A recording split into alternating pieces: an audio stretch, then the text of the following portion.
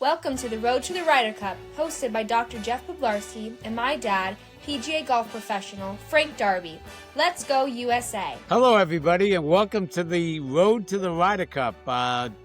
Frank Darby here along with Dr. Jeff Poplarski, and I'm kind of sad in a way. This is our last show together here, Jeff, with the Road to the Ryder Cup. We may never see another Ryder Cup back at Bethpage, but we're going to talk about that for the next half an hour or so. But let me pass it on to Jeff Poplarski and all the great info and statistics he has. Yeah, sure. Wow. What a wonderful week it was. I know there's some positive, there's some negative coming out of this Ryder Cup, but just some updates. Number one, the red and blue course actually open tomorrow, October 4th. The black course opens on Friday, October 10th. The Pro Shop reopens on October 4th, and all Ryder Cup merchandise are at a 30% discount, which I'm sure they're going to get very busy there with that reduction in price. On Tuesday, October 7th, our junior program starts back up at Bethpage. But a couple of things about the show, Frank. You know, we had 31 shows. We had over 2,400 subscribers on YouTube. We had almost 180,000 views on YouTube, a countless amount of sharing and commenting and followers on social media platforms. So real good numbers there, real good success with the podcast. I'd like to personally thank some people. You know, we got to thank all our guests. They were just fantastic. Frank, I really appreciate teaming up with you. So I want to thank you in a big way. We had this dream, last year, and it came to fruition. I certainly want to thank the PGA of America, Bethpage State Park, my family. They were involved with this from the beginning, encouraging me to do it. Kelly Brook also gave me an opportunity to work at Bethpage, which gave me a nice in-depth look of what was going on at Bethpage. So I want to thank her. And it was just a really nice experience, Frank. I know we're going to probably be doing something at maybe another major or another Ryder Cup. So we'll see how that basically works out. By the way, we have 257 days to the U.S. Open at Shinnecock. So we'll see how that materializes. And then the last few things before I turn it back to you, Frank, is the Tunnel to Towers Run Walk was on 9/28, a huge success. 43 days until the 25th anniversary of 9/11. How ironic that is, 343. That's how many firemen had lost their life on 9/11. And obviously Shinnecock, 257 days. So just some updates. And then, Frank, back to you on some other comments. Yeah, hey, listen, I got a number of people I want to thank too, and you just mentioned most of them. But hey, Jeff, thanks for all your hard work here. Jeff was like behind the scenes right here. Our producer, engineer, Rin, from over there in Japan, did a great job in putting all these things together. And again, thank you to the PGA of America, Bethpage. I had a lot of fun there. I didn't spend as much time as Jeff did there, but I was kind of hanging around the media area. I got to see a lot of friends, got to really feel the impact of this whole Ryder Cup. It was unfortunately not winning, kind of a little damper right there, but it was really kind of cool just watching the players and being around the media and listen as well. Again, thank you to everybody. And we did have great guests. I think we had the 31 different guests from all different facets of the operation. And again, thank you to Frank Siller and the Tunnel of Towers people for their support in putting this show on. Yeah, certainly. Yeah, Frank Siller and, as you know, the Tunnel to Towers, their sports medicine director for their run. Yeah, we had this dream. We went to them and they graciously sponsored us. So yeah, a big thank you to them. Big thank you to Rin too, our production manager in Japan here. She did such a great job for us. But Frank, just a few things too before we get into our questions is I wanted to also thank the walking marshals. Um, as you know, I chaired that committee with 75 people. They actually all signed this flag, something I'll keep for a long time, hanging in my office there. So I want to thank them also.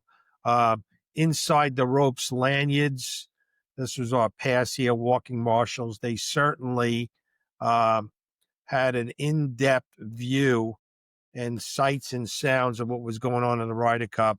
And that's something I'll remember for the rest of my life. But as far as memories go, there's just a few things I just wanted to throw out there that will always stick in my mind. One memory was when the gates opened, Frank, on Friday, and I Hmm. got to see those people run out to the first tee. Then I went out to the first tee about 6 o'clock in the morning, and they were playing Sweet Caroline and in the middle of it was still dark out, and the music was just blaring on 18 and 1 there. Still gives me a little goosebumps thinking of that. Having Rayos on the back end of the course, on the red course, having people having the opportunity to have dinner there with the helicopters going in and out, that's something that will always stick in my head. The merchandise tent, 70,000 square foot, that place was a monster. I'm sure they did a lot of sales there, but every time I went there, there was a line. There was a lot of people going in there. And the other thought that I have is the corporate engagement. Just all of those corporate tents throughout the whole entire facility was just very impressive to see. Yeah, no, no, no. It really was interesting. And, like I said, so when do you think the yellow golf course is going to open? That might be a while, huh? Yeah, because they did have that spectator square there, and they did have the merchandise tent there, the volunteer tent, the drop off of the buses. So that's going to be a while. I would say at least a month before they probably get that back there. So they are already, tearing things down. And again, some of the facilities are going to be open for golf, which is pretty cool. But Frank, some of the key things of the week I wanted to talk to you about is I wanted to talk about the Europeans' dominance the first 2 days. That was a record for a U.S. hosted Ryder Cup. Just some thoughts about those first 2 days and the attitude of the fans. I think the fans were taken out of it, and also Keegan Bradley's response to those first 2 days. Yeah, I thought the crowds, I thought well, actually, let's go with the European dominance. Yeah, they were on fire right there. I think that they were super, super prepared, as I think Keegan Bradley had our guys prepared too. But it was just amazing how you could almost, I watched a lot of it on TV, so I could see the flow of it.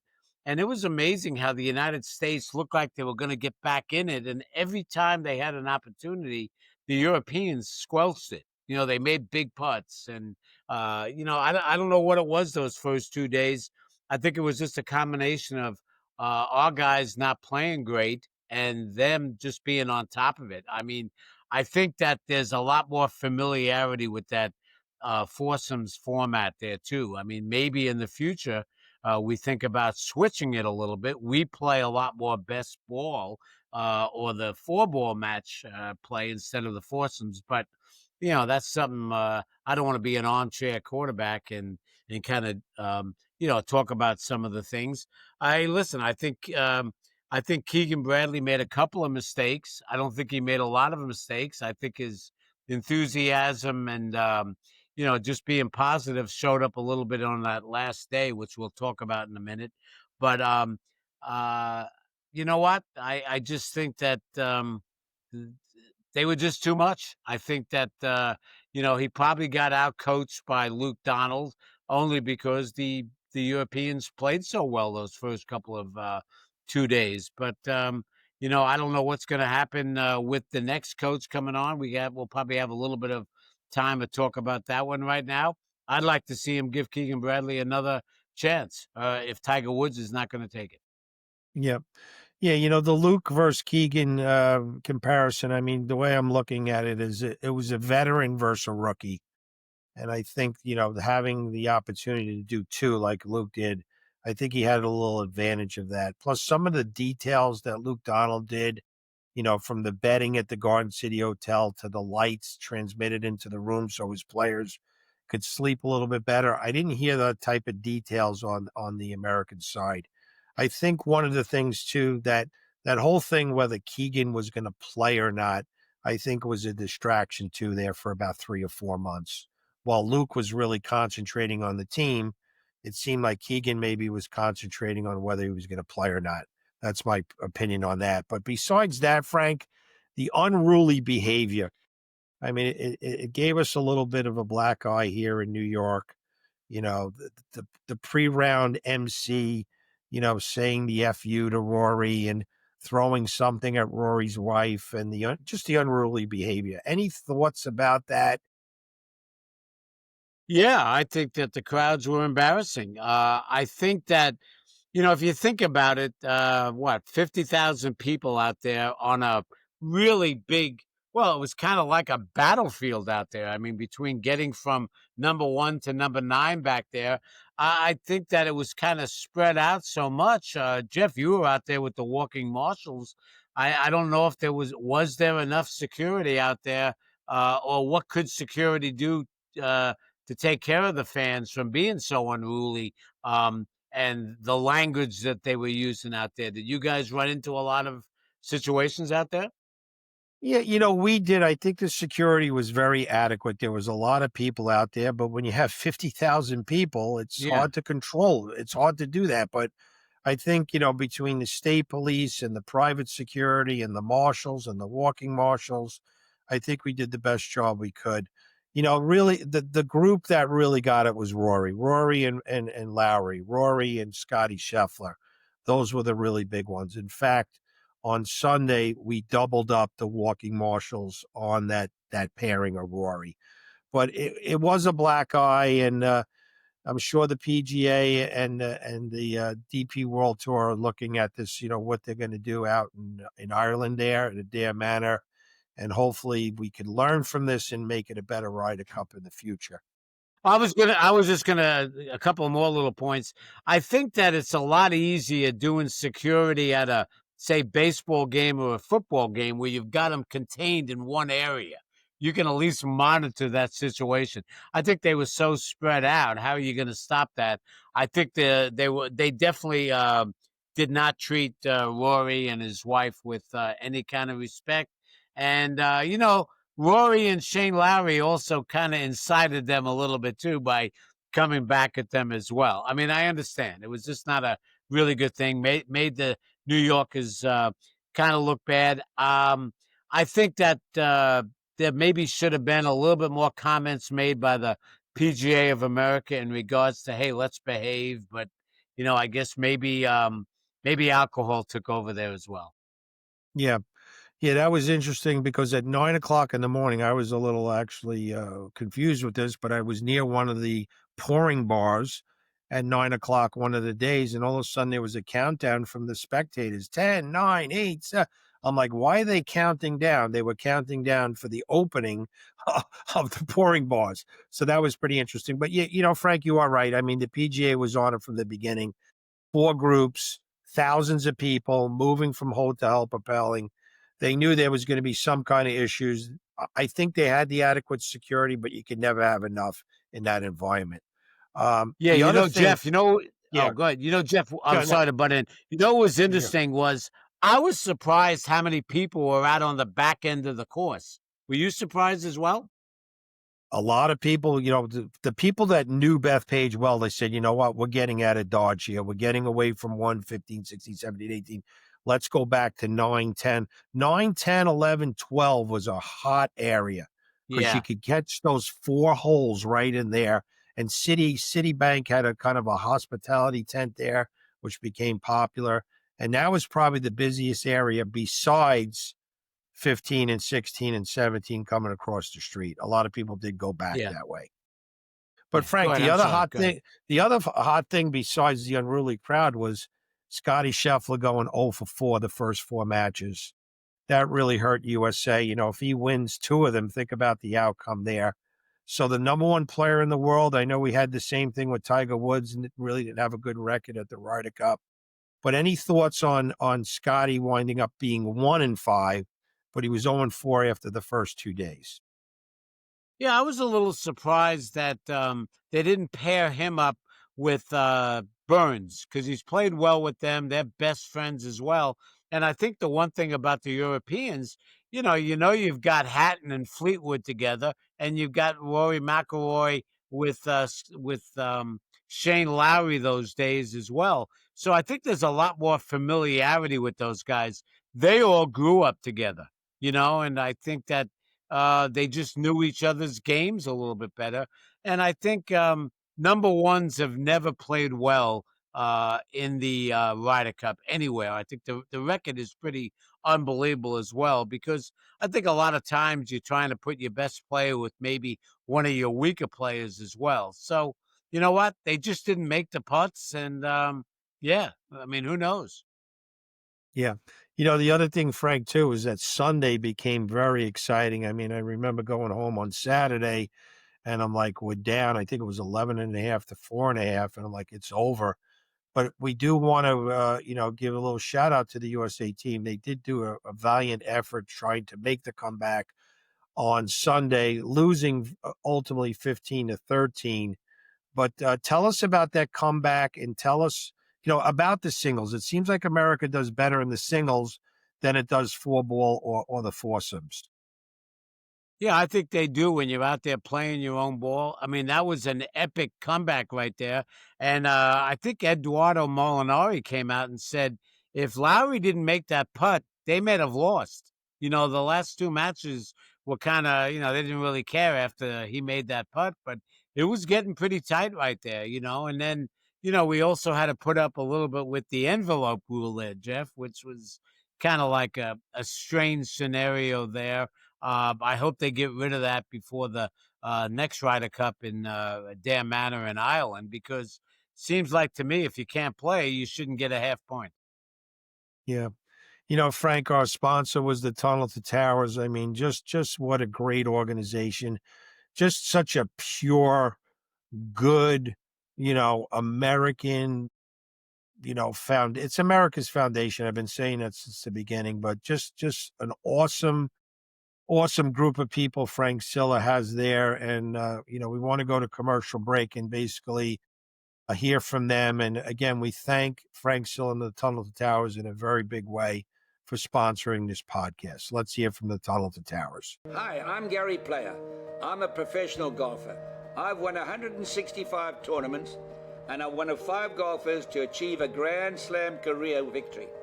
But what means more to me than all of this is my ability to give back and do good, particularly to the United States of America. That's why I'm committed to helping Tunnel to Towers Foundation. Good to see you, Frank. Good to see you, Gary. How you doing? You're one of the most successful golfers that ever played the game. You're an incredible human being, but you joined the Tunnel to Towers Foundation. You see the work we're doing, and you wanted to help us raise money because how much you love America. And I'll never forget one of the days I went for you in Miami. This lady was on duty with her husband and the police. She heard that her husband had just been killed.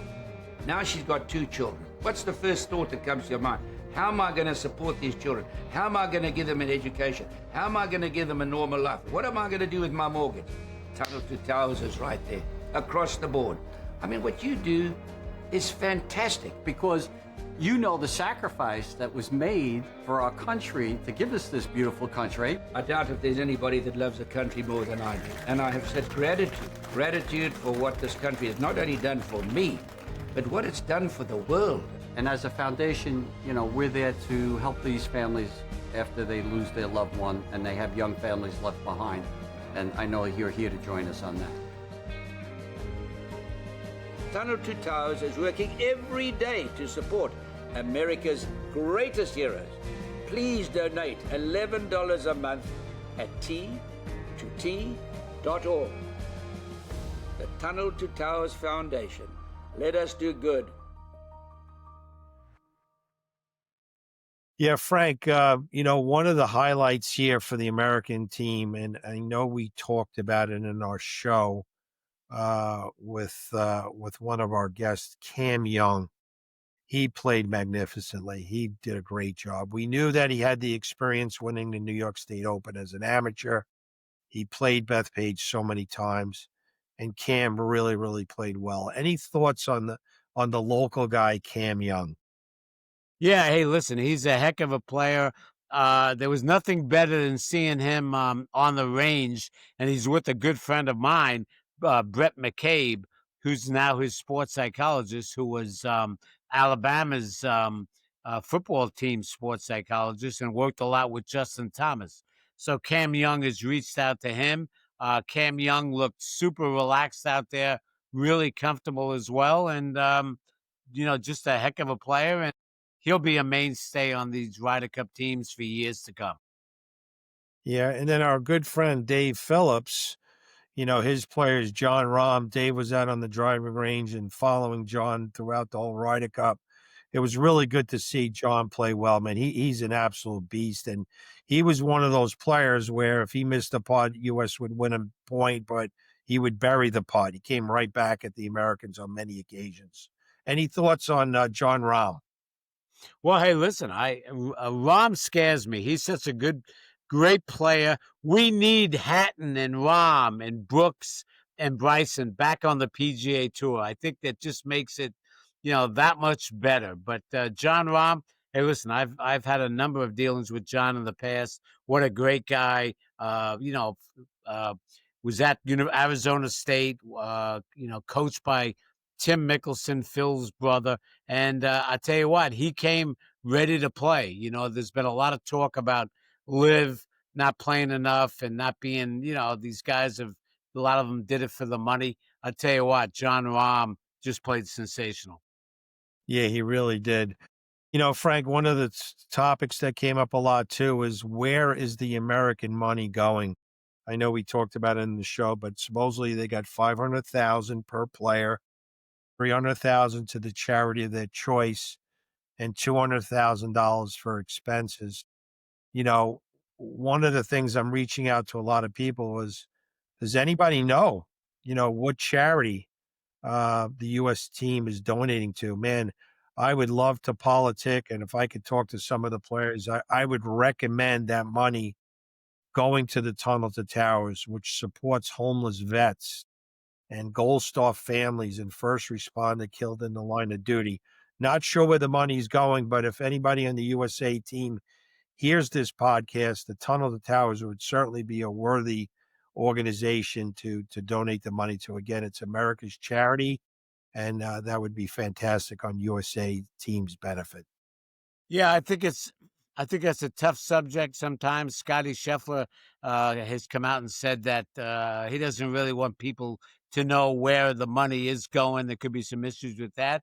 But I tell you what, excuse me, Sam Burns came out and said, "Hey, I'm from a little town in Louisiana, and they're going to really be excited about being able to use $500,000 in the town to help uh, different kinds of charities." Yeah, that was really, really good to hear.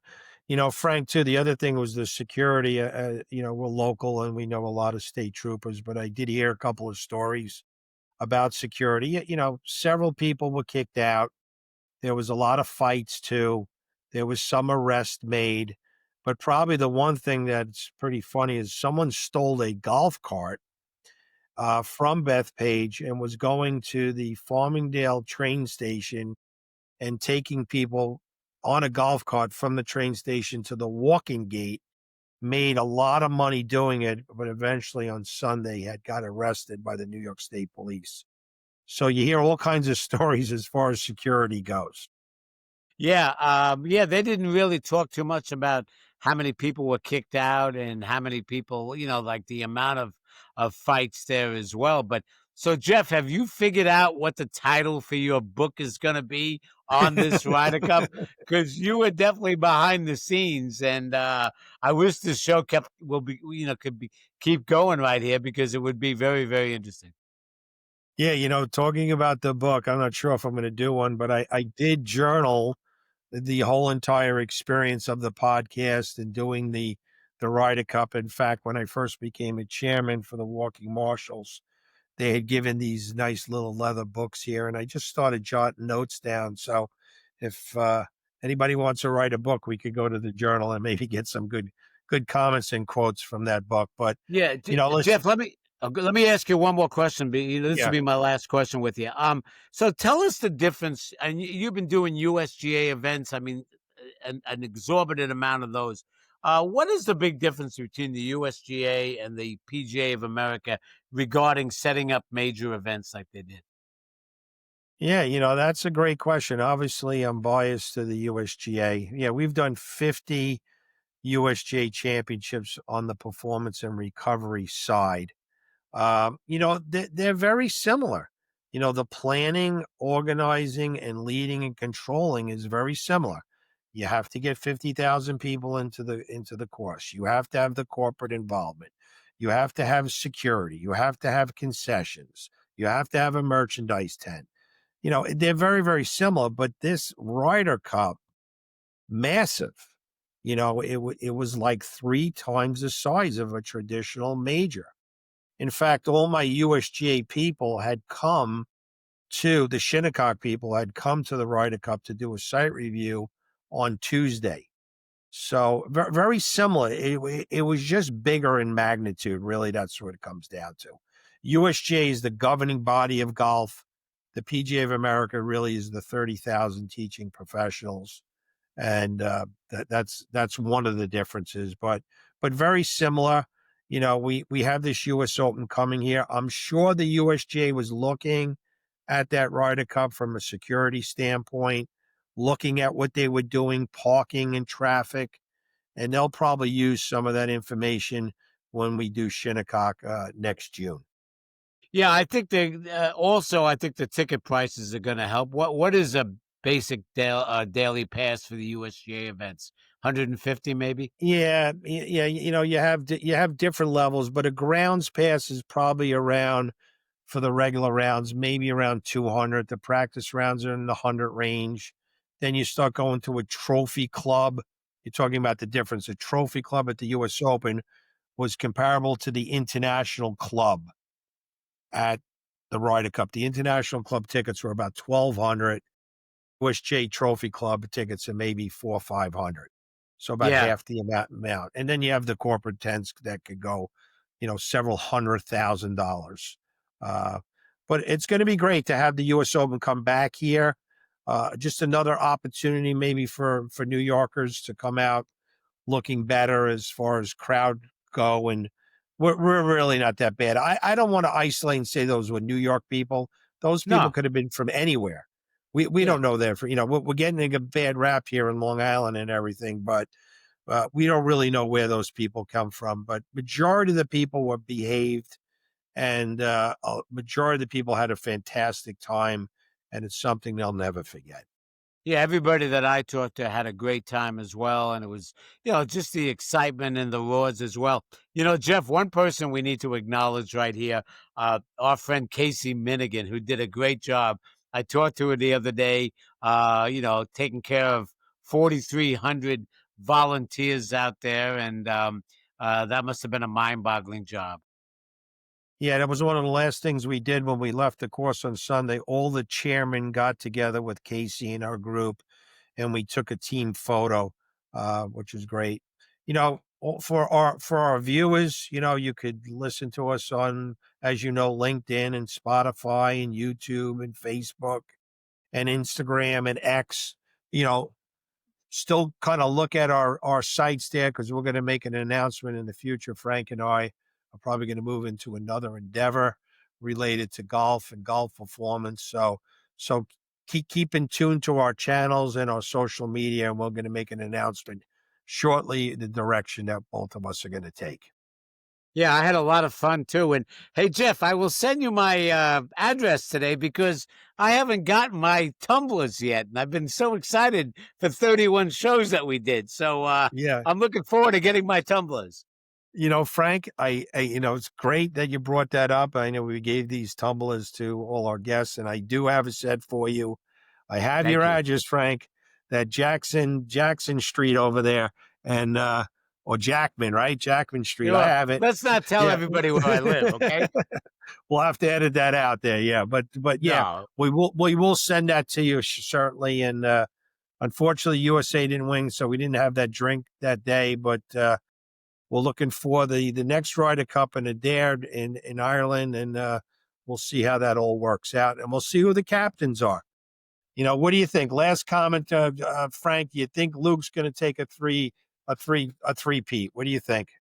I think he will with Ireland coming up. You know what? If Tiger Woods does not take the captaincy, I'd love to see them give Keegan Bradley one more chance. Hey, listen, hopefully he's learned, and next time. Hey, listen, everybody makes mistakes, and failing is not that bad. We'll be even better the next time. So, listen, this has been great doing this with you, Jeff, and I'm kind of sad the road to the Ryder Cup is over. Yeah. Well, God bless you all. Thank you for following and subscribing and viewing, and hopefully our paths will cross again. God bless everybody. Great. Thank you.